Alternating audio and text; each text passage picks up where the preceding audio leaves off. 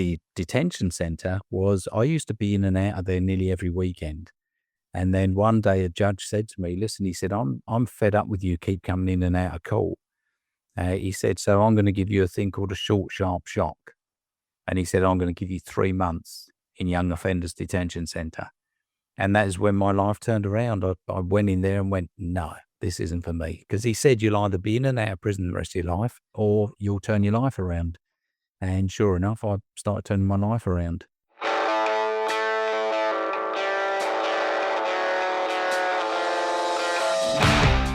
Welcome to Going In Blind.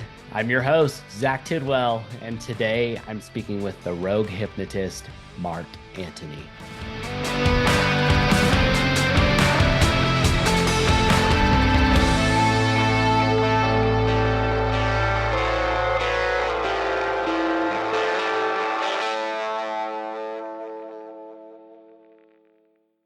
And to everyone at home, thank you for listening. Please take a second to help me grow the show so that I can keep delivering these conversations week after week for years to come. Subscribe, rate, and review the show in whatever podcasting app you're using right now, and check out the show notes to follow me on social media and YouTube as well. When you share your favorite episodes, tag me and use the hashtag GoingInBlind. You can also join my mailing list at zachtidwell.net. And if you know someone you think I should talk to, have them send me an email at contact.goinginblind@gmail.com. Welcome to Going In Blind. Thanks, Zach. Good to be here. Thanks for inviting me on. Yeah, I think you're definitely the first Aussie on the show. So I'm glad we get to spice this up a little bit and give people a better sounding voice than mine. So yeah. I don't know. I love the American accent, mate. It's a great accent. Yeah. Well, I think, and I've noticed I've been saying this with everyone that comes on. I'm like, man, there's so much to talk about.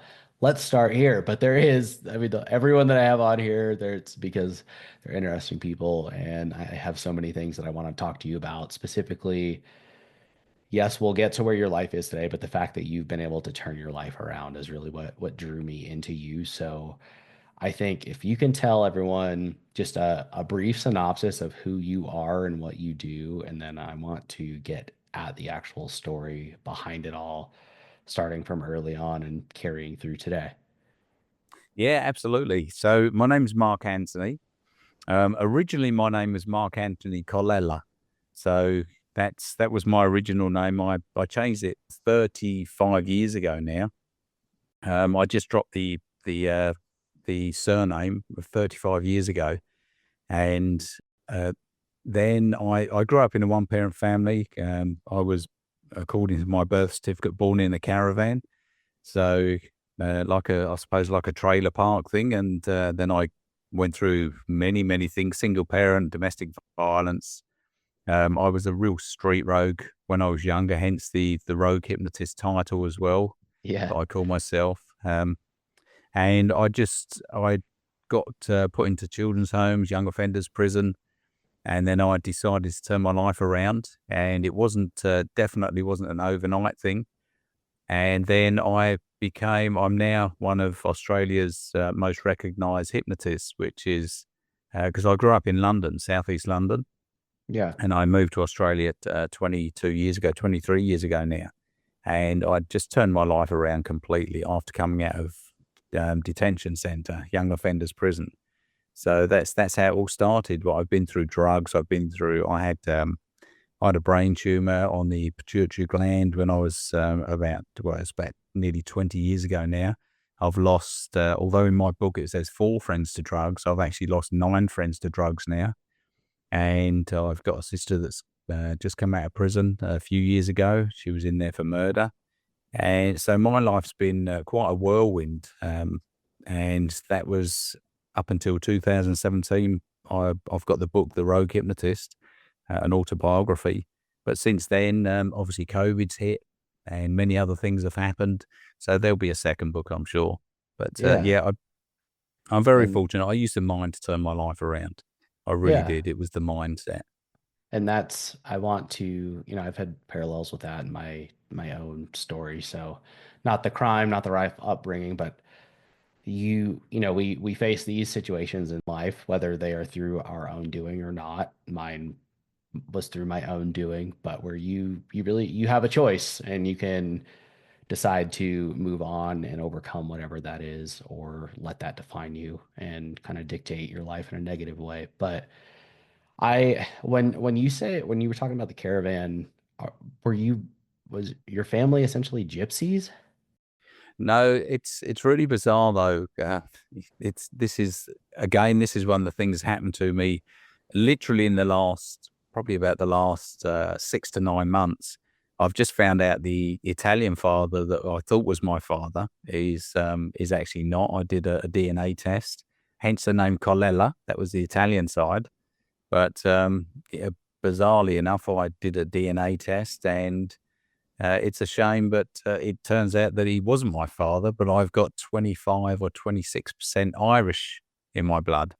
And then, many sort of gypsies and things are Irish travelers. And so I don't know if it was. I did ask mum about it, and she did say that she used to hang with gypsies. So travelers, and in the UK, they call them travelers and gypsies. So it could be, it could be a traveler, it could be gypsy blood. I really don't know. But there's, it's just one of those things you find out this late on in life, that your dad's not your dad. Yeah. And I did have a slight sort of inkling that he might not have been because of some of the things that mum had said, some of the things that he had said. But all these years later, How so old are that you was, now? I'm nearly 60. So I'm nearly 60 this year. Jesus, dude, So you yeah. sound young. You do. I would like Oh, thanks, mate. when you said I changed my name 35 years ago, I was like, you sound like you're 35. So that's wild. So Oh, did you're a you gentleman. Thanks, Zach. yeah, I'm going to send you a gold star for that. yeah, I appreciate it. You can Venmo me, but did you have a relationship with this man that you thought was your father who you called your father? I sort of had a relationship. I met him a couple of times, and he's a lovely, lovely guy, and it was just one of those things. I met him a couple of times, went to see him a couple of times in Italy. The first time was when my sort of mum tried to convince him that I was his, and that was when I was very young. And then years later, but y- there's just nothing you can do about it, Zach. There's no use. There's no use me getting upset about it. It's one of those things I can't change it. I can either choose. One of the greatest sayings that I love, and it's a quote that I sort of say all the time, is your life changes by choice, not by chance. That's a quote that I've heard similar, but that's a quote that I use all the time that I truly believe. And I can either choose to carry on my life and just go, well, he's not my dad. He's a lovely guy, but he's not my dad. So move on. Or I can choose to whinge and bitch and wallow in my own shit for the rest of my life, but he's not my dad. So I know my choice is to move on. He's a nice guy. He's not my dad, but I would still talk to him as my dad if I ever sort of saw him again. I haven't seen him for many, many years though. Okay. Uh, yeah. With with your especially with I'm always curious with people like you mentioned you were a bit of a street rogue getting involved in crime young like that, and we can talk about to what extent that was if you'd like or to move past it. But that's one of those scenarios from the outside looking in and not having come up in that life to me where that seems, that's a product of your environment more so than I would imagine. So do you feel like that's the case? And more so, like, I know you said your sister's getting out of jail or just did and or is about to. And what was crime just a normal, was that basically your family, was everyone involved in crime and that's how you entered that world? Or how did all that happen? Well, we grew up in, like I say, I lost 9 friends to drugs. So where we grew up, and this is another thing I always say to people, Zach, it's you can't just change your mindset and change your life. You have to change your environment, then your mindset, then your life. And that's because the environment you're in, And you would know this, the environment you're in, if you hang around with people that are just complete criminals and rogues, it doesn't matter how much you change your mindset and try to be positive, you're always going to fall back into that trap if you're not careful, because you've got to get out of the environment first. And that's what I always say to people, my clients, when I see clients, I always say you can't stay in the same environment and expect different things. You'll always fall back into it nearly all the time. So the environment I grew up in was, people that were on social security a lot of the time, nearly all the time, single parents, a lot of them, um, you know, villains, people that just would steal anything just for the sake of stealing something, or people that would steal things to sell it to eat. So it was that sort of environment I grew up in, and you've just got to get out of that environment. But I didn't realize until many, many years later that that's what I needed to do. And I did. And as I say, I changed my life completely, completely changed my life. At the age of just 5 or 6, I'd burnt down a garage. I'd burnt down somebody's shed. That was the first time I ever. Arson as a 5 or 6 year old. Absolutely, yeah, and it was Wow. terrible. It was just attention. I was seeking attention, obviously, and You at that don't age, know. I'm pretty sure. That, yeah, I didn't get any attention at home. The attention you get at home. But my mum's lovely. She's absolutely lovely. She did her best. I always say she did her best. But you've got to understand, when you get no attention as a child, you want some attention, and you don't care if it's the right attention. It's like a dog. If Yeah. if you don't give a dog attention, he'll go and dig up the garden. And then you go out and, some people will smack the dog and say, "You naughty boy or naughty girl." But then the dog's getting attention. So it's happy. Any attention sometimes is better than nothing. And Yeah. I personally think that's what I did as a younger child at 5 and 6. And that was my first time I had a puff on a cigarette. It was ridiculous how I grew up when I look back at it. Yeah. And that's when I said you don't know, I meant, and as a 5 or 6 year old, you have no idea that's what you're just Oh, doing it. sorry, mate. Yes, No, you're sorry. fine. I just Mm, wanted to make sure you understood. I wasn't being like, you yeah. don't know what you're talking about, man. No. Yeah. So you're lighting shit on fire, burning cigarettes, or not burning cigarettes, smoking cigarettes, which means you had hair on your chest by the time you were 7. You really set up for a successful life here. And that is that ultimately what you wound up going to like a detention center for? Yeah, even in the children's home, the children's home was full of people that had come from either one parent families or no families, or really um, shit family. Can we swear on here? Yes, Oh, absolutely. thank fuck for that. Okay, so and so it was just full of just really lost kids. And there was abuse in there. I mean, there was, physical abuse, sexual abuse, mental abuse, and that was in the children's home. So even coming out of there, I was still that rogue. I was still that street rogue. I started hanging around with different types of gangs. I started doing things that I shouldn't have been doing. And so you're still, like I say, you're still in that environment. And And then do I you, used to steal a lot of cars and do the wrong things. And um, I actually the detention center was, I used to be in and out of there nearly every weekend. And then one day a judge said to me, "Listen," he said, I'm fed up with you keep coming in and out of court." He said, "So I'm going to give you a thing called a short, sharp shock." And he said, "I'm going to give you 3 months in young offenders detention center."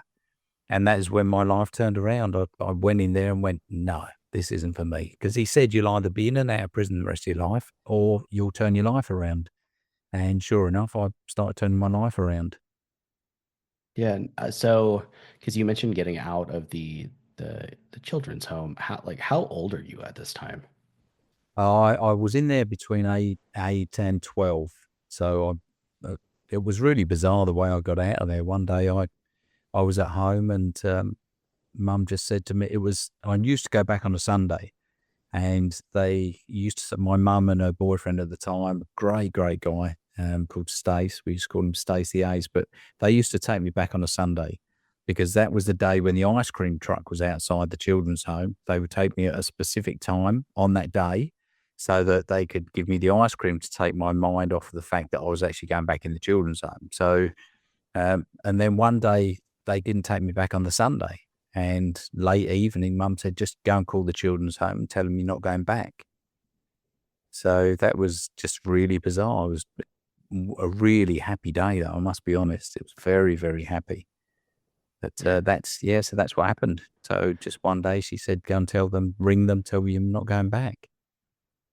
I get in my mind, I guess I imagined that as a almost like a child protective services type of place. Is that not what it was? Yes. Yeah, It absolutely. is. Yeah. So Oh, that's okay. what it was.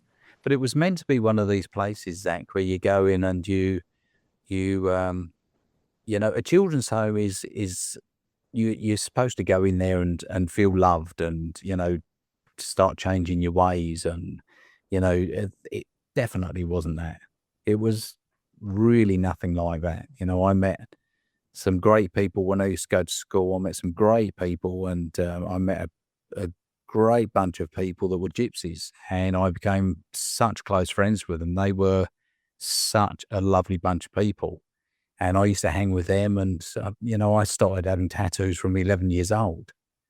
It was just, Wow. it was just really people that meet me now and read my book. They just go, "There's no way. There's no way that could be the same person." Because, I see this is why I can relate to so many of my clients, because I've done the drugs. I've been through domestic violence. I've been a street rogue. I've been a smoker. I was a 30-a-day smoker. I've been overweight. I was 16 kilos heavier. My life completely changed around just by using my mindset. So I can really relate to my clients, literally about 99% of them. I've been through the abuse, all types of abuse. So I can really relate to them. And this is why I suppose my clients walk away, many of them healed and turn their lives around. Well, and being able to relate, especially like with you being the person on the other end, if you can relate to them and they can see that, that is way more impactful than somebody sitting on the other side in a stuffy office, on the other Yeah, side of a big old mahogany desk and being like, hey, you need to get your shit together. that's it. Oh, don't say that, Zach, because I've got a nice mahogany desk. Do you really? I do. It's That not. is so It's funny. not. Yeah, I have, yeah. And it's got the green leather in there. That is so funny. Well, there's nothing wrong with a nice desk, man. But But uh, it's not like I've got the seats next to each other when I treat the client. But yeah, yeah. that's bizarre you say that. That is so funny. I don't know. So it's been 6 years almost since I shot myself and lost my sight, but I still get very, very distinct like imagery of people sometimes that know certain things. And like with that, I could picture like a 70s style office with the big old desk. I don't know why, but Yeah. that's too Well, you're funny. you're picturing the right one. Yeah. Yeah. So I guess, and we can move on after this. I'm just curious again with the with the children's home. I mean, at this time, if you're being sent away each week to this children's home to get, in an ideal world to be getting cared for, what's going on with your mom and old Stace the Ace? Oh, Mum and Stace, they're still friends today. They're both in their 80s and they're still friends. They're not boyfriend and girlfriend anymore, but Hmm. he's still. I went to the UK recently and I saw Stacey Ace and he was over at Mum's and he was just the most lovely guy. But Mum had some boyfriends um, in between. That's where domestic violence started again. So, that it started with the stepdad, then it started with boyfriends. One I can really remember, I just wanted to, honestly, I wanted to kick him off a roof once. I was so, literally so close to doing it. He'd put our family through so much all the time. Yeah. And then, the children's home, uh, Mum and Stace would still see each other. It was more, I think, child services that put me in there. It wasn't Mum. She couldn't handle me. I was just off the chart. I was absolutely Oh, because terrible. you were doing crazy shit already. Absolutely. Yeah. I Okay. mean, yeah. You wouldn't see me for ages. I'd be out in the street. I nearly got killed once. I was only, oh wow, probably 6, maybe 7. I walked walked in front of a car. I'd know, um, I walked straight in front of a car, and it nearly took my Yeah. head off. I mean, my eye was Jeez. just cut to pieces, and so that was, Wh- yeah, such a. I didn't, there was no. I was streetwise, but not wise enough to know the road. What was the culture like over there? Because that would have been 60s, right? Or Yeah, 70s, I guess, by the 70s, yeah, time 60s, 60s and 70s. 70s. Because I Yeah. mean, here that was the counterculture movement, right? I mean, that's peace, love, all that stuff. The big, the psychedelics really made a rise, and then the government shut that shit down. But was it similar over there? Yeah, definitely. It would have been 100%. It would have been like that. It was mum. I remember mum when she was younger. She would be in her sort of flower power shirts and her big flared trousers and yeah. So Like absolutely it was that. It like was Austin all Powersy. that's it. That's exactly what it was. Yeah, but her boyfriend wasn't Austin Powers, thankfully. So I love Yeah. Austin Powers, though I must say. Don't want them to ruin it for you. Yeah. Wow. So, how long when you end up, what'd you say, you were locked up for 3 months? Yeah, in detention center. Yeah, so 3 months, and that was enough. I mean, I could have learned more, more about criminality in there than on the outside. It was ridiculous. It was some good guys in there though. Some really good guys, believe it or not.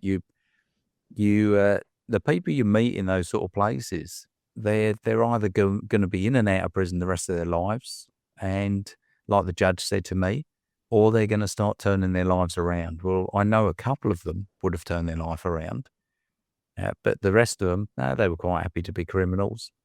And again, I don't judge people for that because it's people join certain things. There was people in gangs in there, and singular people that were just in there for, like me, being a just complete street rogue.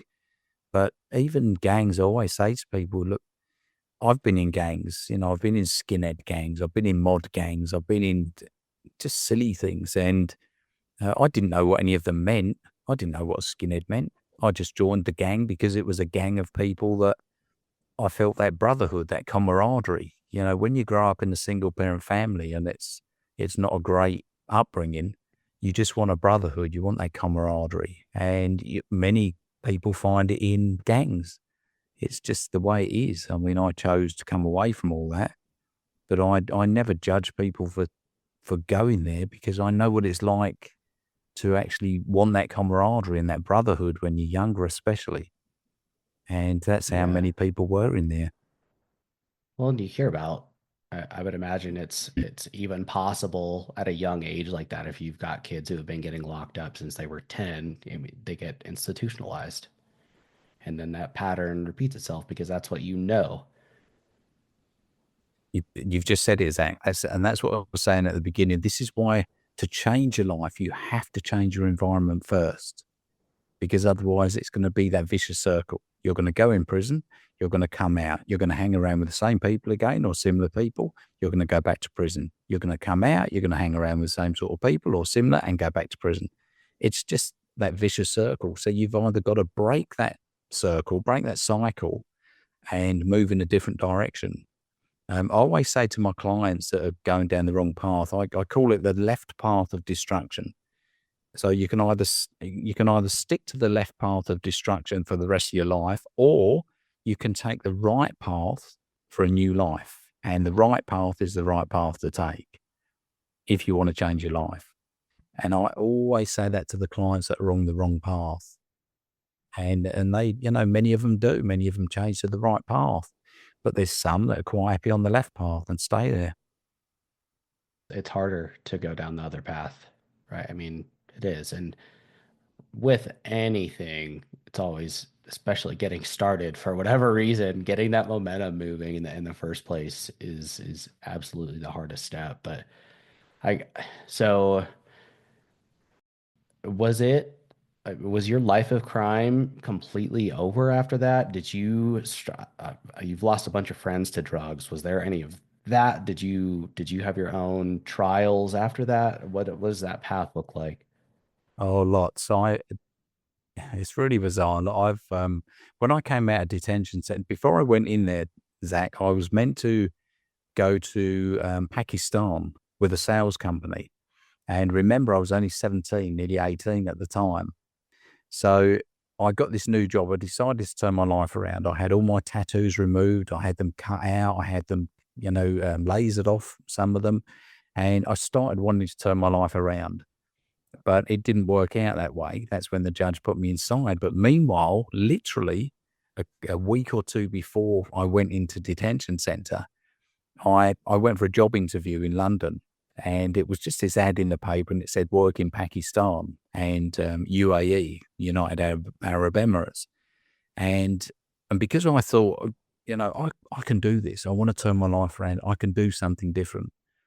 So I went for the interview, and believe it or not, out of hundreds of people, people that were much older than me, people with experience, people with, everything going for them, there was 4 people that got the job, and I was one of them. And because they give you this piece of paper and they said, "Why do you think we should, take you?" And I had nothing to offer. So I just said, "I know I can do it. Just give me a chance." That was all I wrote on the paper. Other people were writing things like, "I've been a salesperson for 20 years. I've done this, I've done that. I've been a coach, I'm this and this." And I said, "I can do it. Just give me a chance." Well, they did. But the trouble is, meanwhile, I got put away in detention center.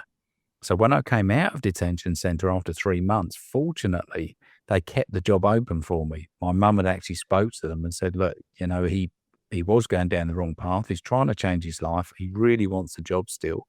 And they kept it open. Believe it or not, they kept it open for me.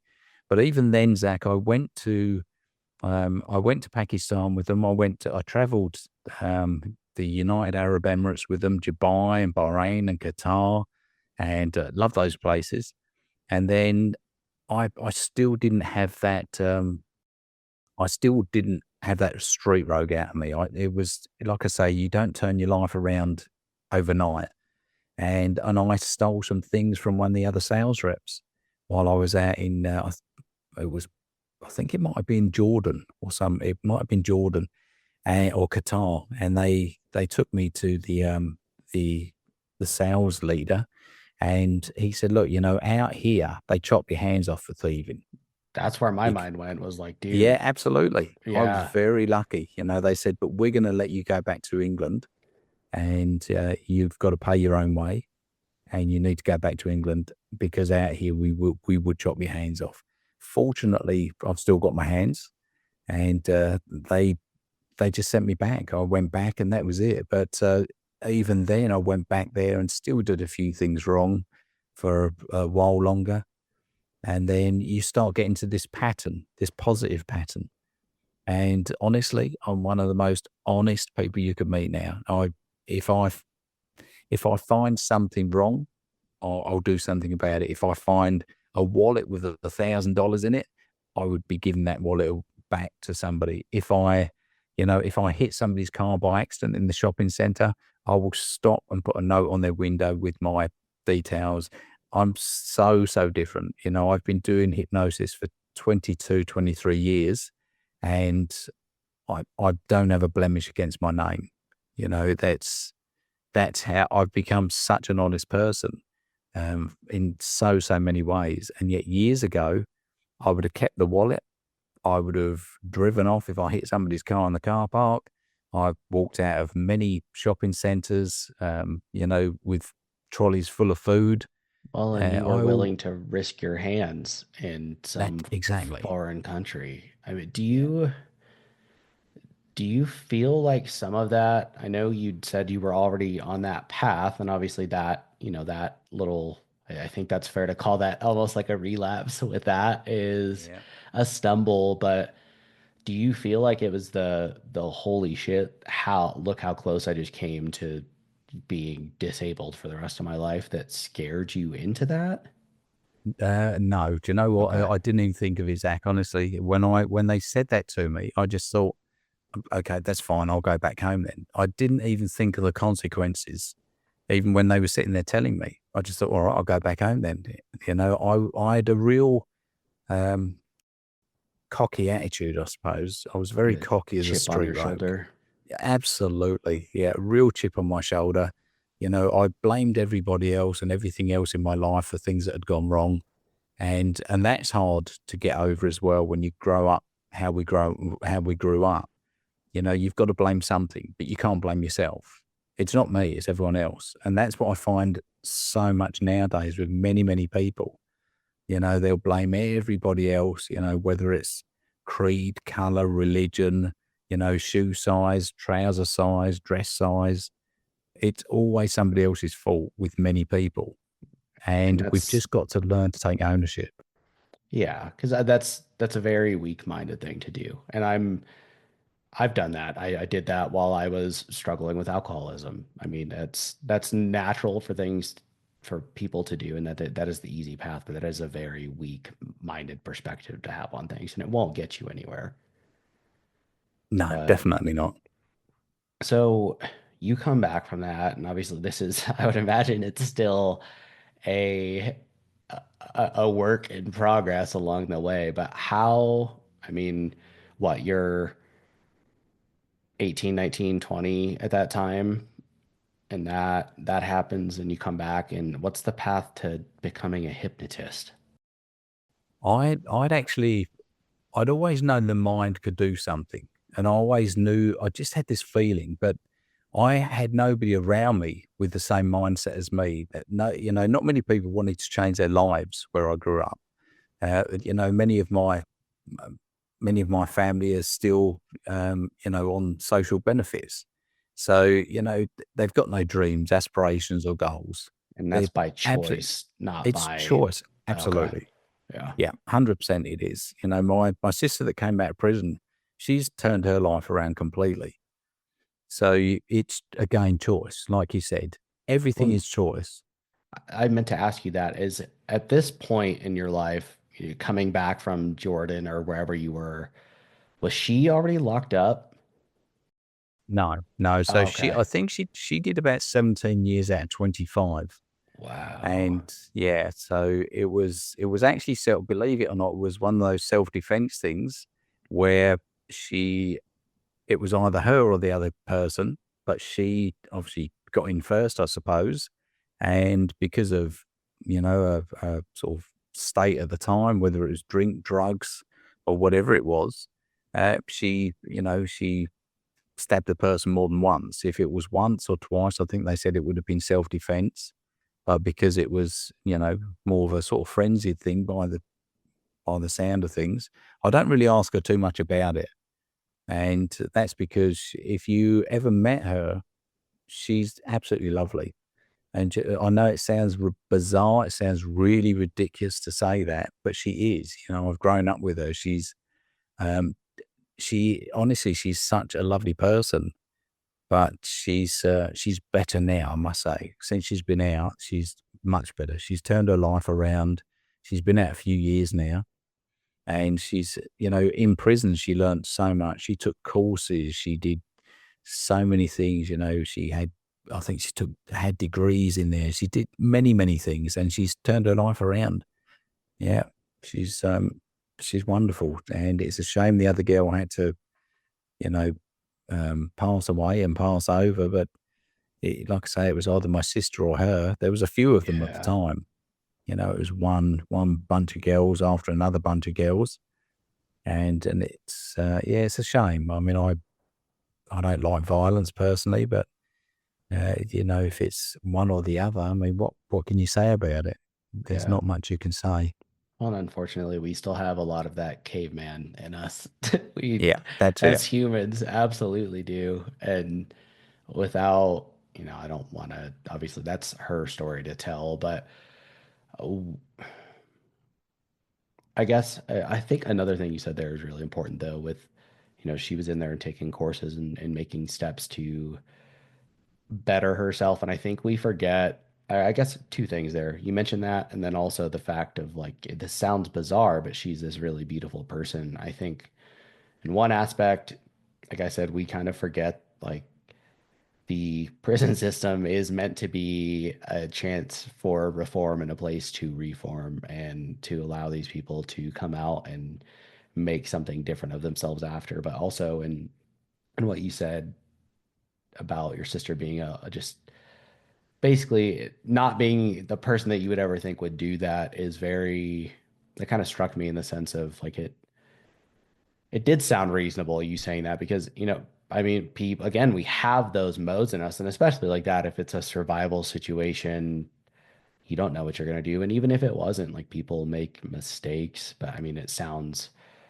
I guess there's a very distinct difference between something like that where it's, hey, we got into a scuffle and somebody died versus a premeditated murder of someone. And like I don't know, the fact that she was in there and still doing what she could to better herself, I think is, I don't know. Both of those together for whatever reason really grabbed me with you saying Yeah. that. Yeah. Yeah, yeah, honestly, I mean, like I say, and it's funny because maybe I shouldn't keep using the word honestly, because as we know, sometimes when people say that, the other person sits there and thinks, hang on a second, they keep saying honest or honestly. But she was Yeah. she's a lovely, lovely person.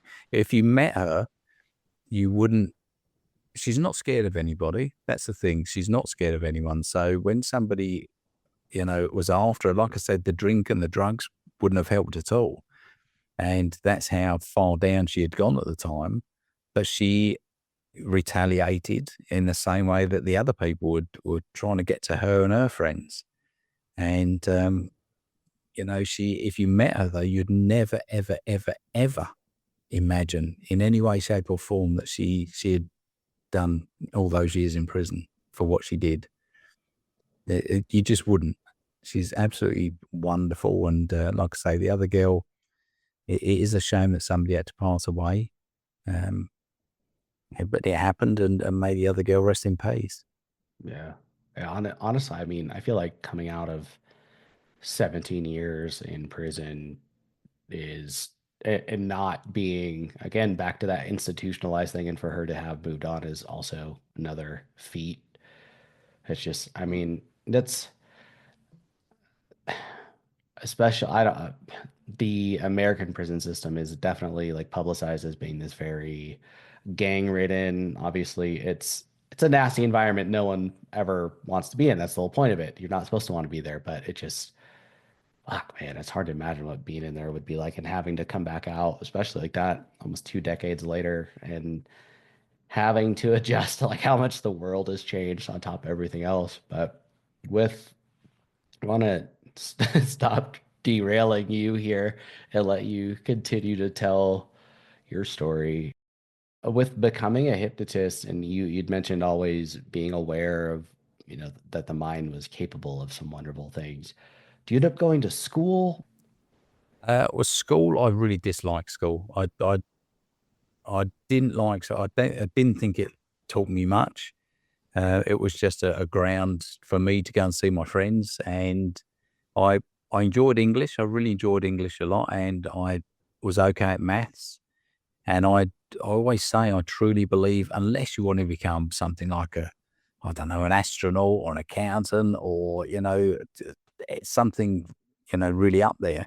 I just think if you can learn English and learn to read and write and do maths, then I believe you can pretty much achieve anything and, anything you want to as an entrepreneur or business person. Um, because I don't think they teach you much more. I really don't. And that's just my personal opinion. I left school. I was always skipping school, not going to school. I'd always jump the fence and go home or from the age of sort of 14 and a half, I just didn't think it taught me anything. And, that's why I was hardly ever there. I got suspended. I got expelled from schools. I got suspended many, many times. I was caned on the hand or the arse more times than you could.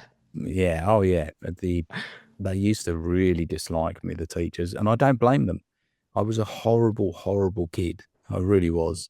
I had a chip on my shoulder. Like I say, I was arrogant. I was cocky and I had a big mouth. So I don't blame them for disliking me, and I certainly don't blame them for caning me many, many times. That's the thing now. There's none of that in schools. Schools, it's ridiculous now. The kids get away with ridiculous things. There's no corporal punishment anymore in that sense, and the cane, it didn't do a lot for me. I mean, it was more of a trophy thing. You Your liked it a little friends. bit, didn't you? Well, it's not that I liked it. I must be honest. Now I'm not into Yeah. bondages and smacking and all that, but but I have watched. What's the movie with Mr. Grey in it? 50 Shades of Grey. That's it. Yeah, I've watched Yeah. that a few times. So, but yeah, honestly, it didn't. It was just more of a trophy thing. You got smacked with the cane in front of your friends, and it was I took it. I was okay. There you go. I'm tough, but it Yeah. was just a cockiness. So I didn't like school. I never went to uni, obviously, and or college.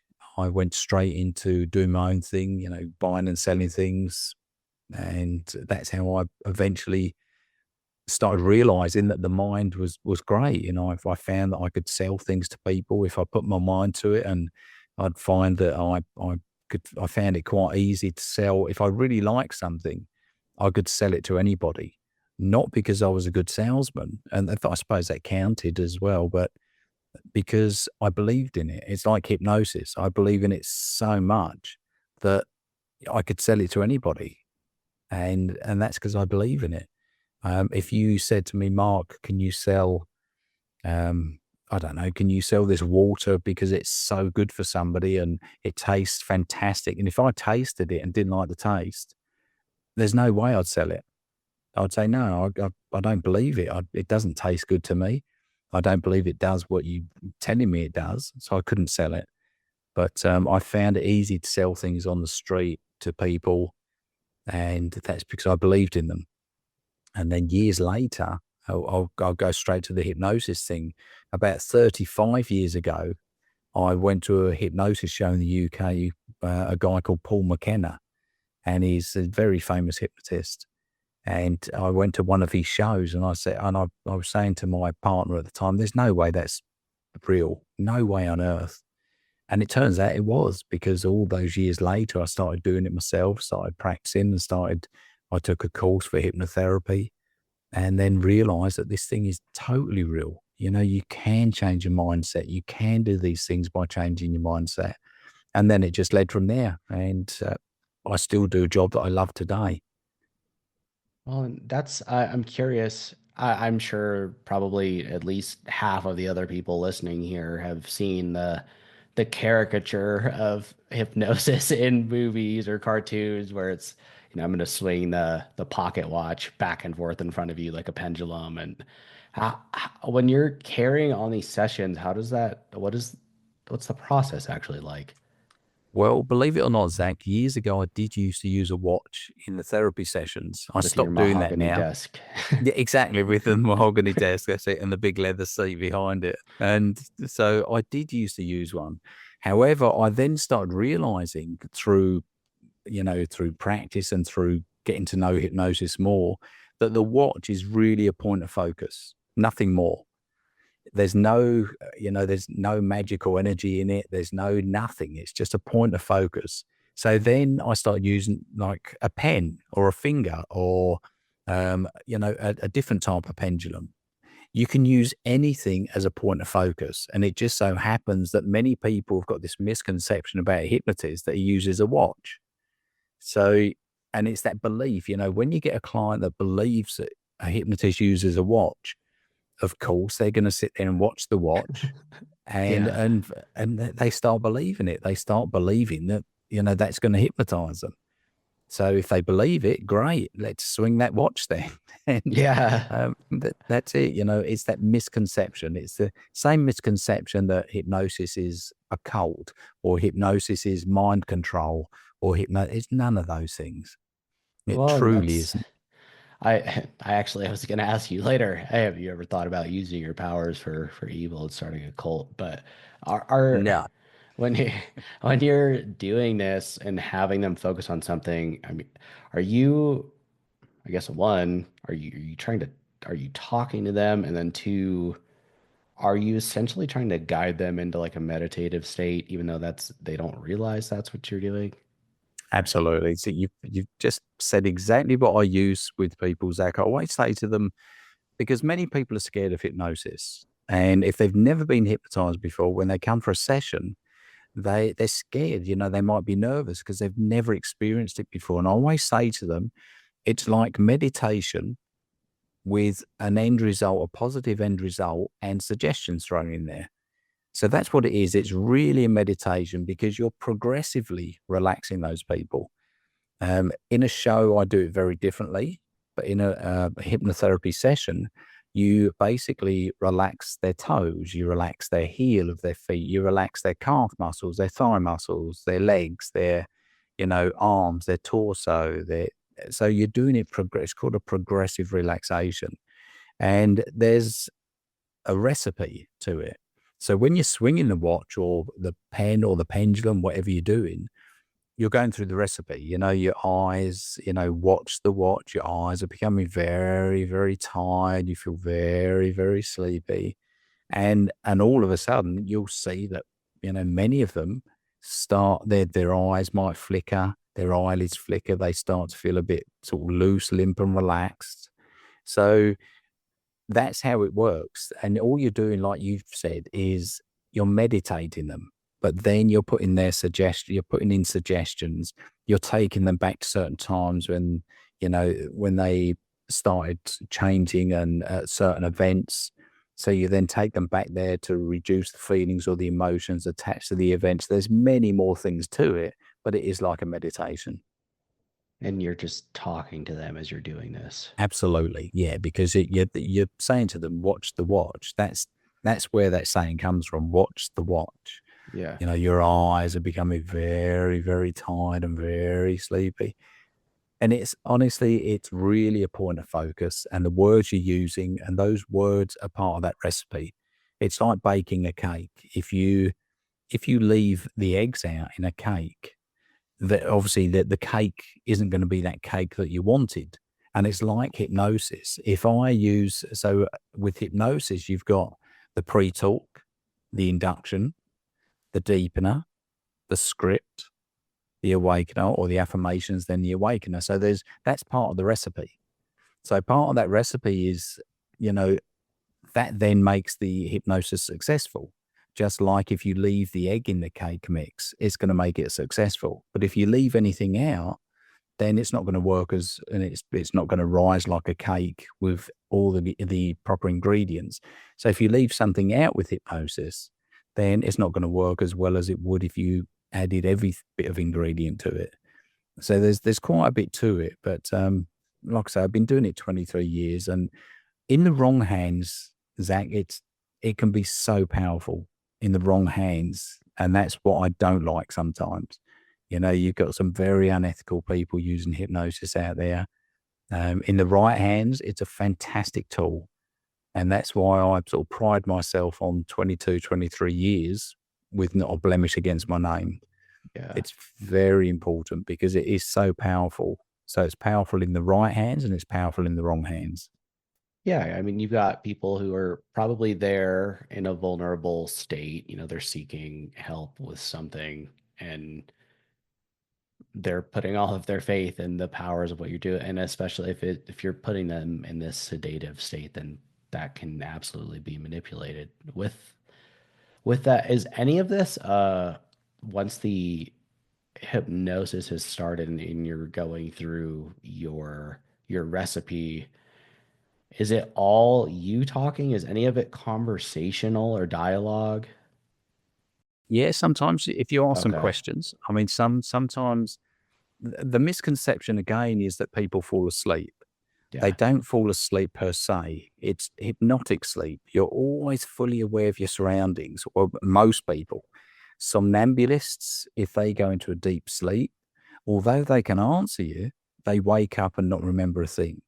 They're called somnambulists. They go so, so deep. My ex-wife was a somnambulist, one of my ex-wives, and she was a somnambulist.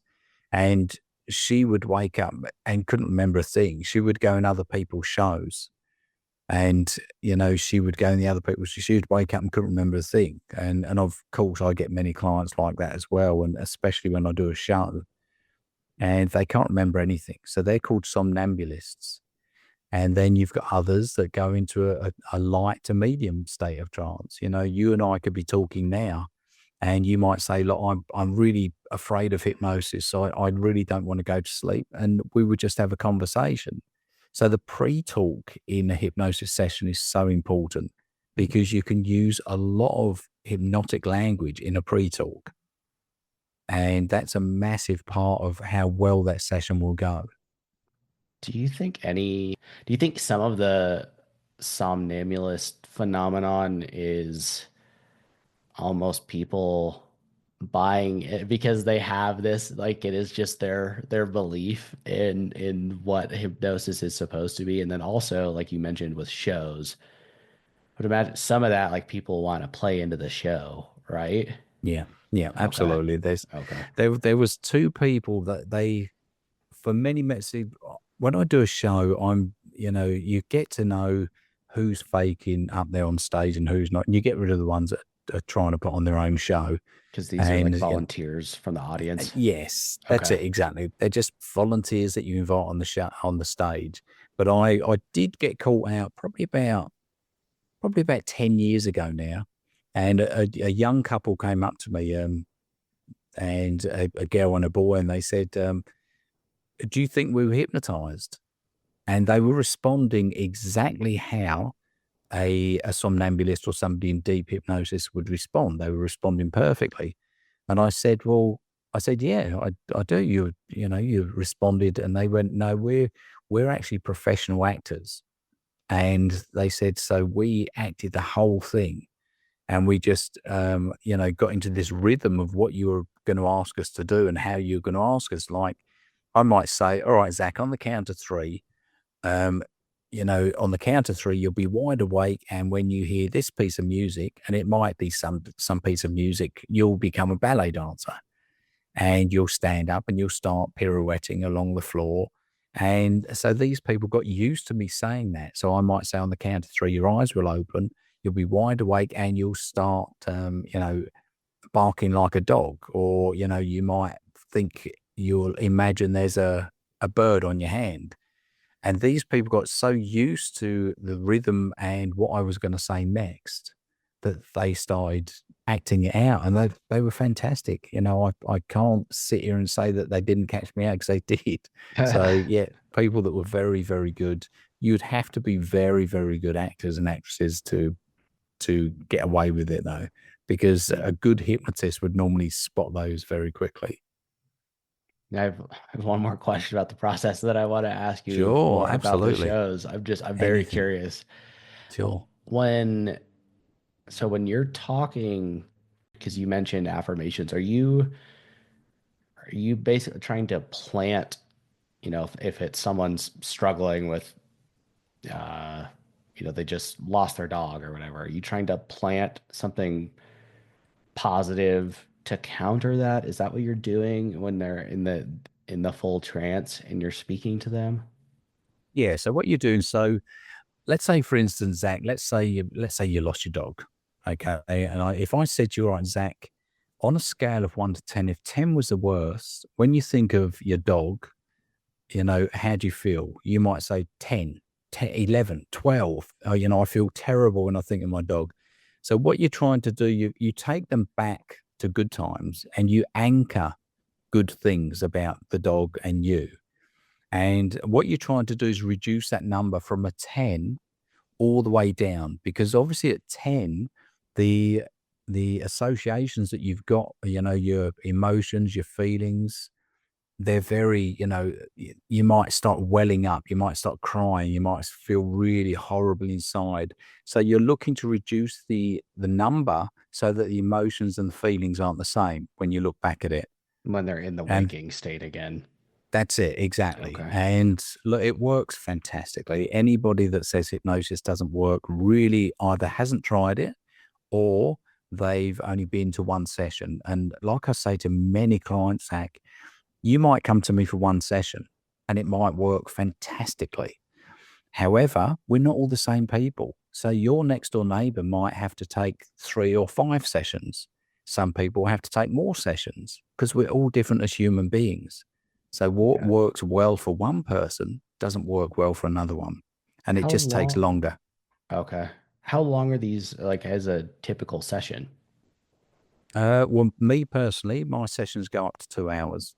In the first Whoa. session, you're doing yeah, well, you're doing in the first session definitely 2 hours because you're doing a discovery session. So you're discovering where the issue started for that particular thing that you want to work on. Because you've got to remember you can't work on many things at once. It's like having, I always say to people, it's like having a concentrated orange juice. If you put the concentrated orange juice into a glass and drink it, it's really strong, isn't it? But if you Yeah. start watering it down, it becomes weaker and weaker.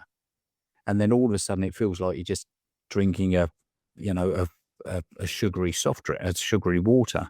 So that's the same with hypnosis. If you work on one thing at a time, then it will work on it very strongly. If you try and work on 10 things at a time that aren't related to each other, it's going to be really weak. So it's not going to be as successful if you work on one thing at a time. Hmm. That's Yeah, does that make interesting. sense? Yeah, Yeah. it's, we can't do I suppose it's like multitasking. If you try and multitask too many things at the same time, and especially if they're not related to each other, it just ends up being a complete mess. It's disjointed. Yeah. Yeah, absolutely. When you do these shows, I mean, are you doing these in like theaters? Like how big are these shows that you're doing? Well, I I've done a show in front of 10,000 people before. Whoa. Yeah, I used to do a lot of shows, but then COVID hit. I've worked on all the major cruise lines for nearly 7 years, and I worked on them. I was on and off of ships nearly every 10 days. And I would perform in front of thousands of people on a ship because they have huge theatres. And then I might do a private party for 60 people. I might do a local soccer club for 300 people. And I've got a show coming up where there's 500 or 600 people. So it all depends where the venue is. I'll perform in most places. I've performed in the corner of a room before, and yeah, I've performed on huge stages in huge theaters. So it's really, yeah, it all depends where you are and what you're doing at the time. But yeah, Yeah. big theaters and things. Do, Most of the time, it was big theaters. doing that on a cruise ship and getting to travel the world would be pretty sweet. That's that sounds like a pretty sweet gig. Zach, it was brilliant. The only thing is COVID fucked that, obviously, Yeah. because and I didn't actually get the COVID jab personally, so they didn't take me back on the ships as quickly as some of the others, and I lost a lot of contracts from that. And COVID just knocked my business for six. It just took it out completely. I had to move out of the home into my office. I had nothing again. And because obviously my business is one-on-one clients, so we sit in the room together, or it's on shows. We couldn't do shows on ships. Couldn't do ships. I couldn't do seminars or courses. So that's my business. I've got to be in front of people for my Yeah. business. And then a lot of hypnotists started doing it online, and I've never ever believed it's as successful online as it is one-on-one. And I've done a few online now, but it took me years to actually believe that it would work online, and it's worked great. I mean, they've been very successful. In fact, I've got one on Sunday, a stop smoking one online. The good thing about that is they can be anywhere in the world. I could treat somebody in India. I could treat somebody in Yeah. UK online. So that's a great thing. I just love technology, to be honest, as well. It's really made the world a smaller place, hasn't it?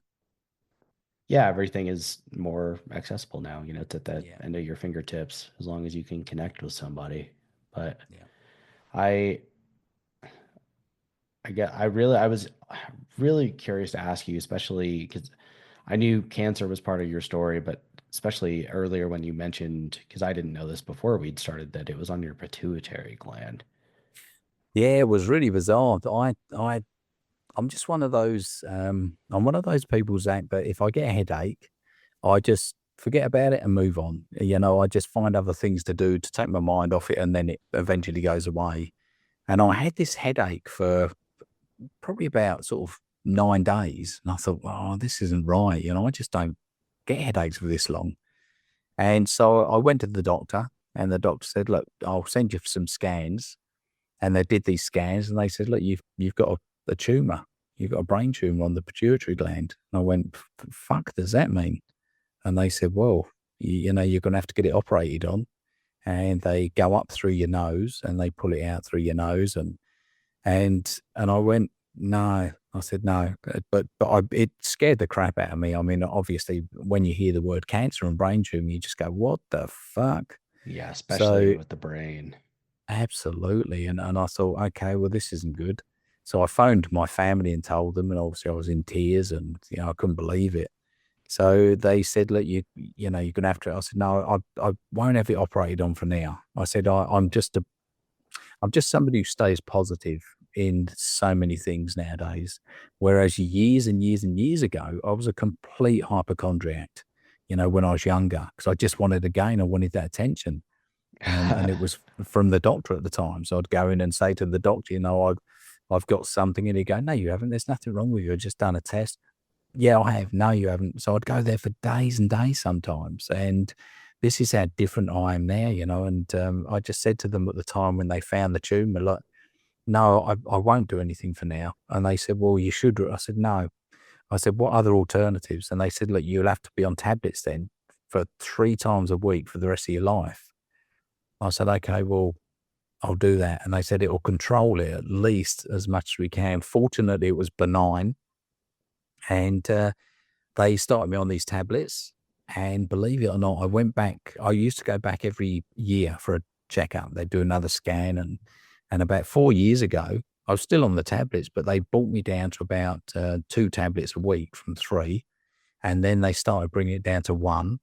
And then about 4 years ago, I went back for my scan, and they said, "Oh, have you had this operated on? Have they operated and taken it out?" And I went, "No." And they said, "Have you had chemotherapy?"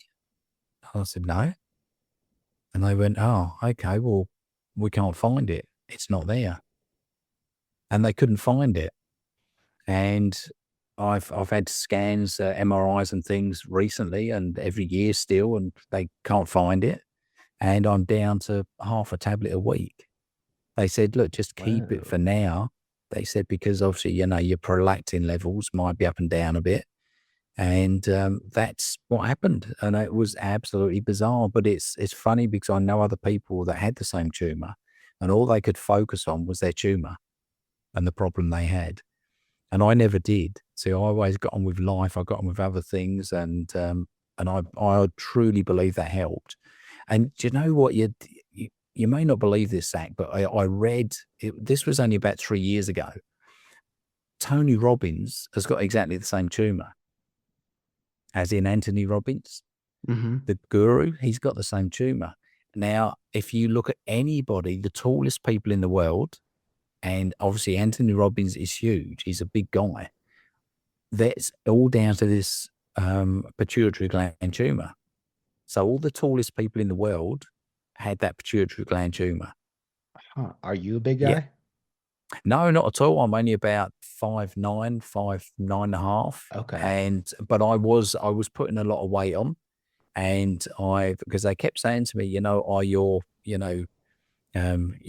certain things happening with it? And I said, no, no, it's fine. And they said, okay. And they used to do a peripheral vision test all the time. They said, because peripheral vision is, it does go. And they said, does that go? I said, no. And they said, are you excreting any milk or anything? And I said, no. And they said, are you sexually active? I said, yes. And they said, well, that doesn't normally happen either. And all these different things. And they couldn't understand why I was able to do all these things when so many other people weren't. And that's what happened. So they couldn't find it 4 years ago. And like I say, I take half a tablet now. And they were going to take me off last year. They were going to take me off all the tablets, but the prolactin level was slightly high, and they said, no, we won't take you off for now. But that's what happens sometimes. Your belief is so, so important.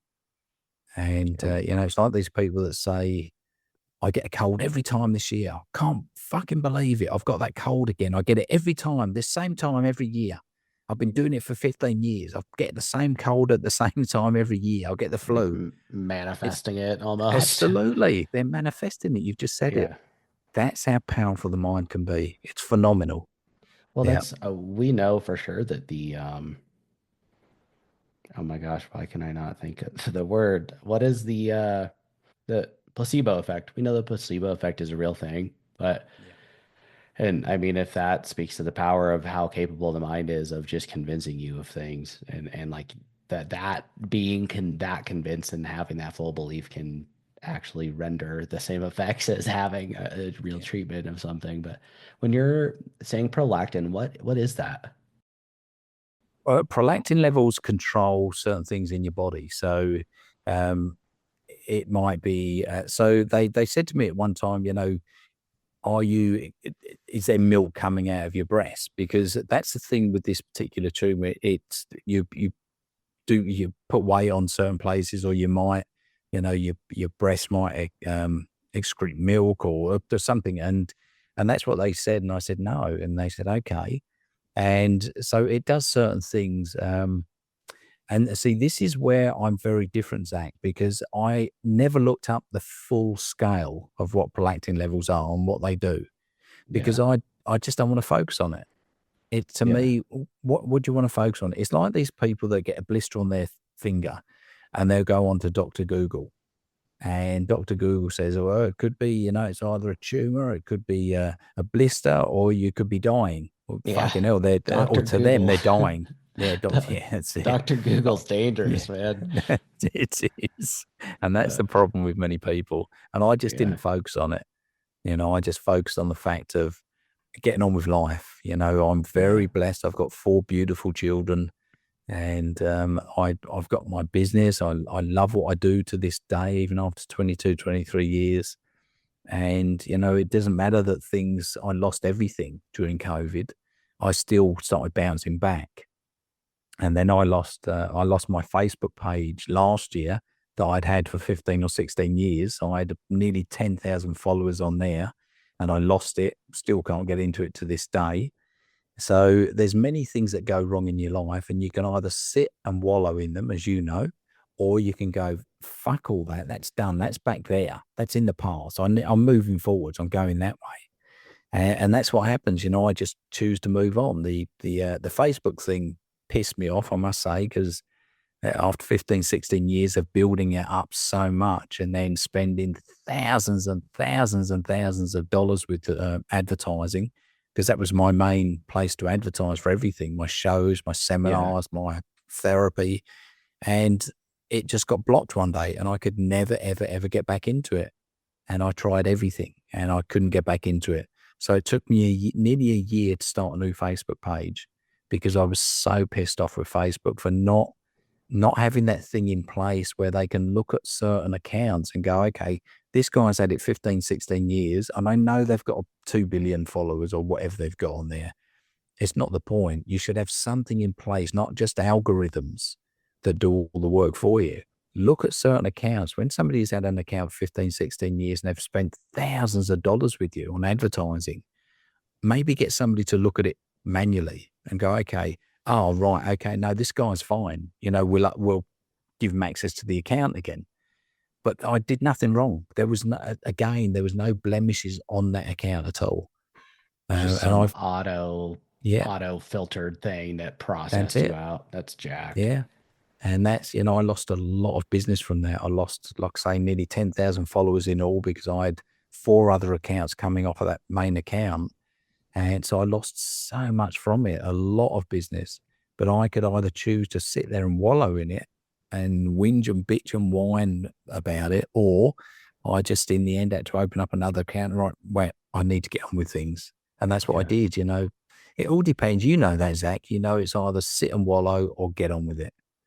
And well done to you, mate, for pushing through, because look, I've got a podcast coming out soon called FCKADV, which is short for fuck adversities. And I love and that. yeah, because to me, we all go through adversities, but you and I have already discussed it's about the choice. You choose to move on and get over it and take ownership of the things you've done wrong, or you can sit and wallow in it and blame everybody else and blame the world for the adversities you've gone through or going through, and it'll get you nowhere in life. And that's why I always say so. That I hope you don't mind me mentioning that on there. I didn't mention it No, dude, go to. for it. I just it's something that I've been wanting to do for years. And my oldest son, he's I've got wonderful children, and he kept saying to me, "Dad, you got to do it. Just do it. You've wanted to do it." And I said, "Oh, people don't respond too well to the word fuck. I mean, I don't mind it. I don't mind the word fuck at all." And so I was a bit afraid to use that word. I was going to use, I call myself rogue hypnotist. So I was going to use that at one time. But that doesn't sound the same as fuck adversities. And I'd had that name for years, and I've wanted to do it. And just literally a week and a half ago, I said to my son and my friends, I'm going to do it. I've got to do it because I just get fed up with some people blaming everything but themselves. And take ownership. If you can't take ownership and get some help to sort of look at things a different way and move on in your life, then you're not going to get anywhere in life. So what I want to do is bring people like yourself on there. In fact, you'd be a prime person for it, because the adversities you went through, and yet, you know, look at what you've done.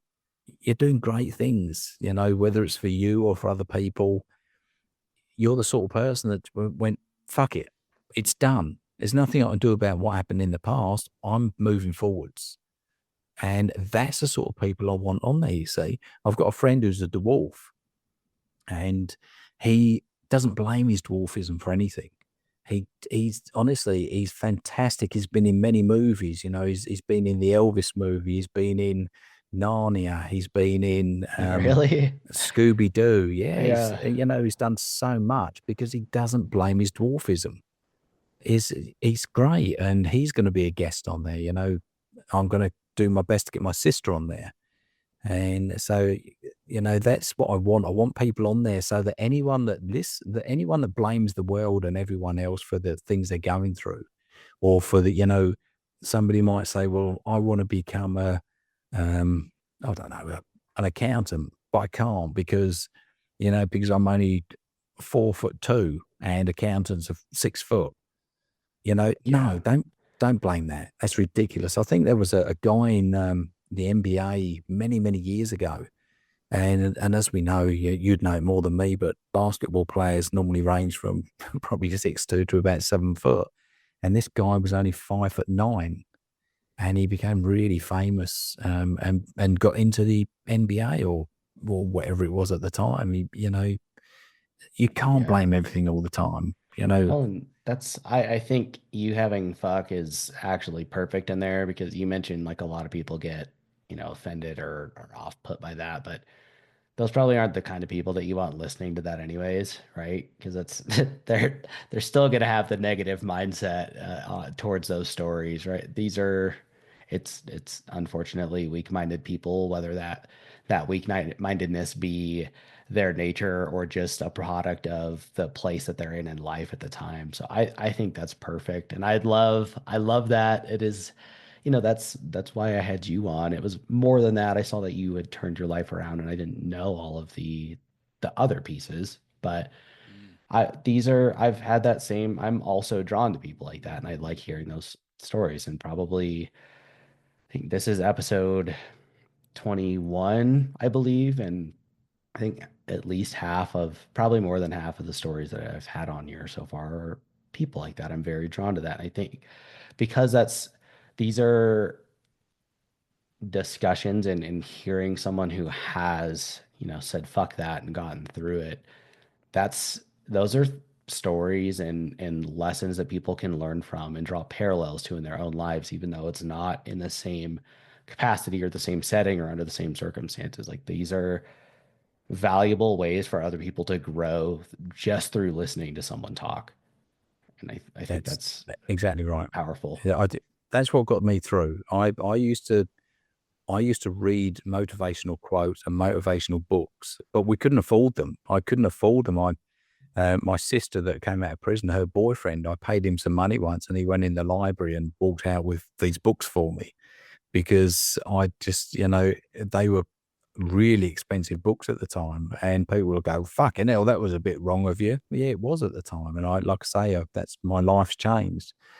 But he got these books, and I read them cover to cover. They were the only things that got me through, because remember, I grew up with people that didn't have dreams and goals. They didn't have ambitions, many of them. And so I had to find other ways. So I would read positive quotes all the time. And I still do today. I do affirmations every morning, every night. I read positive quotes. I post positive quotes. It's what got me through. And so I believe, like you've just said, having people around you or things around you that just fill you with positivity all the time is what gets you past all the other stuff. Yeah, and other people doing things like when you just said, I didn't have people around me who had aspirations. That's as dangerous as Dr. Google. Because I mean, that's setting Yeah, you up to just be a turd, right? Like, absolutely. yeah, Mm, man. yeah, yeah. When do you think you're going to release the podcast? I'm hoping in a couple of weeks' time. I'm meeting my dwarf friend over the next couple of days. I'm hoping that he might be one of the first ones on there, because he truly is somebody that's he's had two major back operations. He's just done things that other dwarves, don't believe they can do. And that's what I want on the podcast. People, if you said to me, Zach, look, I can't do anything because I'm an alcoholic, I would find somebody that's been an alcoholic that's then turned their life around, and they're clean and sober for X amount of years, and they're now achieving all these great things. That's what I want to do with people. Somebody might say, well, it's because because I've grown up on a council estate, and, because I had tattoos, so nobody wants to take me on for a job. Well, I'm a prime example of that. I've been on the council estates. I had tattoos. I had them removed, and I've become, a leading hypnotist from finding a way. So that's what I want. I've got, there might be other people that say it's because of my religion. Well, I've got a brother-in-law who's a Muslim. They might say it's because I'm Muslim. I've got a brother-in-law that's Muslim. I've got a friend that's black. Well, actually, my very special friend passed away 2 months ago, but may he rest in paradise. And there's always something. It's because I'm Indian, because I'm Asian. Well, my my future daughter-in-law is Chinese. One of my best friends, who lives in India, is a very successful magician. And we can always find excuses, but we're not looking for excuses. Don't look for the excuses. Look for the people that have done that you want to do, that are the same as you, whatever creed, whatever color, whatever religion, whatever size. Look for them, and then just follow their example. So that's what I'm Yeah. looking for on the podcast. Well, I don't. go ahead. No, please. Yeah. That's the missing component there is people want to bitch because that's easier. And it's even when you do find someone, the reason that the person that you've just found, why they're so impressive to you is because what they did is fucking hard. And so you kind of have to nut up a little bit there and realize like, yeah, okay. Do I Absolutely. really want to Yeah. do this? And yeah, it is possible, but do I have the stones to do it? But you'll have to keep me posted. I think by the time that this comes out, your show will probably be out because this will come out mid or late April. Great. So hopefully Yeah. this will Brilliant. feed some people to it. Well, I would really love for you to come on mine as well, if you'd like to, because it's, what you've done has been phenomenal. What you've done is brilliant, and well done to you. You've got through certain things, and look at you. You're doing great things for yourself now. So you should be so proud of yourself, because you've gone through the adversities, but fuck, you also pushed through. Perseverance, persistence, and pushing through and not giving up. Do we have bad days? Of course we do. Fucking everybody has Absolutely. bad days, mate. Yeah. But you've got to take that bad day and learn from it, and then keep pushing through. And, and you've done that. So that's, you're the sort of person that would be a fantastic example of the type of person to be on the podcast, because you've gone, fuck adversities. I've done what I've done. I got through it. I'm pushing through. and I'll come out the other side. Yeah, thanks, So man. I would love that. I'd totally be down for that. I mean, you've got my info now, but I think this is a beautiful place to wrap this up, if you will. Unless if you have something else you want to plug away. I was going to ask if you can tell everyone where to find you. I will have your links in the show notes, but if you can also say it, go for it. yeah, or they can either go to just a couple of websites. The roguehypnotist.com is one of them, which is my autobiography that give people. There's a free download of the ebook version, and it will give them an idea of what I've gone through and how I've come out of it. And so it doesn't matter what they're going through, they can get through. And the other one is hypnotist.com.au. That's my other website, and it leads to other pages and websites. But like, I've really enjoyed talking to you, mate. I really have. You've been an absolute gentleman on here, and you you like I say, you should be so proud of yourself. You've done fantastic things yourself. So well done. Yeah, thanks, man. I appreciate you just coming on and being vulnerable with people. Like this, again, someone's going to hear this that needed to hear it and get something out of it and decide that they're going to turn some shit around. So, thank That's you it. for being willing to be open about it all. Oh, my pleasure. I think unless we're open about things, Zach, that's the thing. Can I just give you a very quick example how some people won't learn from certain things? I've got a friend of mine who's a very, very successful massage therapist. And I said to him, look, would you come on my podcast? Because he's turned his life around. He was a complete rogue where he grew up and everything. And he said, no, no. He said, I can't let everyone know how I was before. So it's funny. Some people are very open to it and very, they don't mind. You could ask me any question and I'll give you the answer because I believe somebody will learn from that answer. And, when he said no, I went, oh, wow, really? I said, what? But you've turned your life around. He went, yeah, I know, but I don't really want people knowing how I was years ago. So, Yeah. it's a shame because nobody's going to learn from somebody that won't share what they've done. And this is why I want to do the podcast because I want people to learn from it. I want them to know that it doesn't matter what you've done, what you've been through. There's other people that have been through and done what you've done and they've come out the other side. And so that really surprised me about him. So you can ask me any questions and I would always give you the answer. Yeah. And if you're the person at home who just heard that and you're like, "Oh shit, that's me." Well, I used to not even be able to talk about stuff that happened with my ex-wife, and especially after I shot myself, I couldn't really talk about that. I mean, it takes time, it's work like anything else, but you know, getting being able to and it's possible to get to the point where you are comfortable and confident in those things, usually, especially after having moved on. It sounds like your friend has, and so he might come around, but if do you have anything else that you want to plug? No, not at all, mate. I didn't really come on to plug anything. I came on to talk to you and just to open up and let people know, adversities are there for everybody. But we've all been through them. But if you can take anything from what I've said about myself and what I've been through and what you've been through, Zach, then they could look at it and go, fuck, them two have been through some stuff. So have I. But do you know what? They've got through it. So could I. I had no confidence when I was younger. No confidence. I was, like I say, a hypochondriac. All of these things I've had to learn. When people say, "Yeah, but you had the confidence. You're so confident now." No, I wasn't at all. Not when I was younger. It had been, kicked out of me, or I was suppressed, and so there was nothing like that. I had to learn those things. So it doesn't matter if you've got no confidence. It doesn't matter if you've been through things. You've got to push through.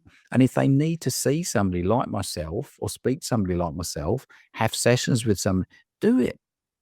Do it. Yeah, If it but because I guarantee you'll be able to get through it.